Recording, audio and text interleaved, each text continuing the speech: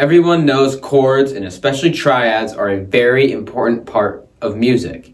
In today's beginner guitar lesson, you are going to learn how to play chords you can move anywhere across the neck, what to do with them, and even how to expand on them.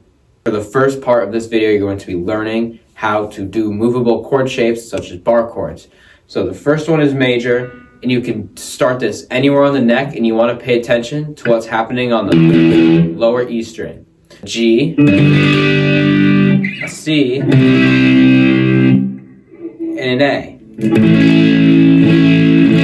If we just remove our middle finger off the fretboard, we now have a minor. And using those two bar chord shapes, we can now play every note on this string as a full triad chord. Now, what's the next thing? It's super simple on the A string. Similar concept, but it's going to look more like this. Here's a quick C major, E, D. This chord shape works everywhere on the A string, and if we want to make it minor, we move our ring finger off of the fretboard and replace our fingers like this. And now we have a C minor,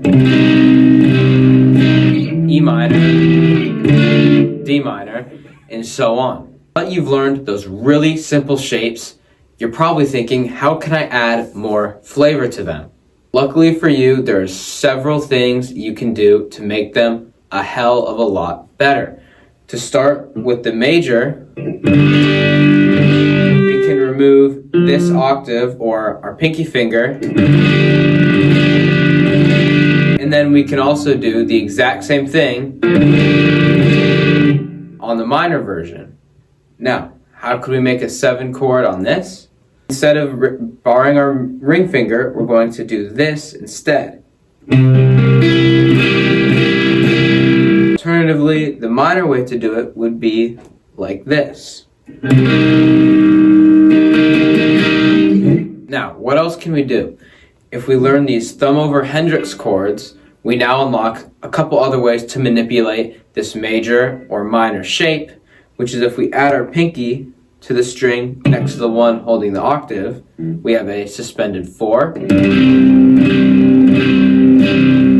What about a major 7, a really satisfying chord for everyone to use? So for now, we're only going to worry about it on the A string, as it's really the easiest spot to play it for a beginner. So we're going to take our root note, and instead of barring, we make this almost triangle shape right here. Now that you understand where all of these chords are, how they're created, how do you know where to place them and how to space them? Keep things really simple. We're going to take this first position of the major scale. Right here, we'll do it in G major. So 1, 2, 3, 4, 5, 6. And just to basically sum up functional harmony for a major key, the first chord right here, major, second, minor, third is minor, fourth is major, fifth is major, sixth is minor, the 7 is diminished. That's a problem for another day. So, if we want to play a 1-4-5 progression, we can easily find it using the scale because we understand here's our 1, here's our 4, and here's our 5. That also is going to tell us what our root notes are, so you can easily think, okay, we play this shape to this shape, sliding down to this shape. You can do this in any key your heart desires. Now that I showed you when your root note is convenient on your E string, but what about your A string? Here we are in the key of C, and here is our root note. 1, 2, 3. Now, I'm not going to over-explain how this scale works, but here's just a little nugget you can use to help. When our 1 is right here, due to how the strings are tuned,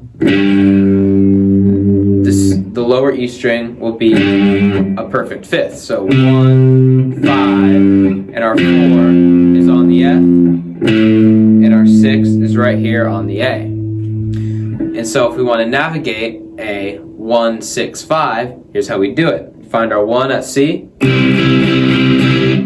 and now we move here for our 6, and up, switching the shape to the major for the 5. Now, after you practice this concept for about a week, it's really going to make sense as long as your major scale is strong. So a quick review for the major scale, just to make sure you understand. Here's position 1.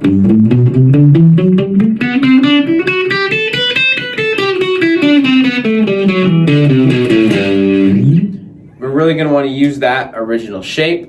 And if you want, and another way to think about it, if you start position 1 from here, it then goes 1, 6, 5,